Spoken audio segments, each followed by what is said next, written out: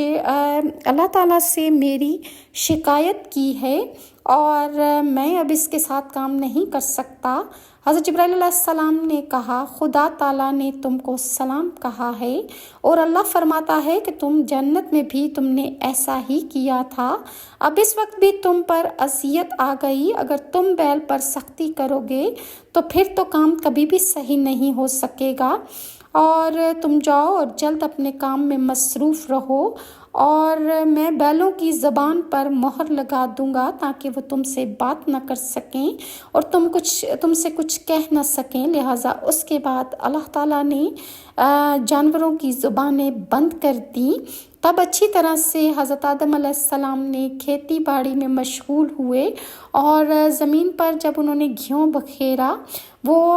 بہت زیادہ فصل اگی، تب انہوں نے اس کو کاٹا۔ یہ سب 7 گھڑی میں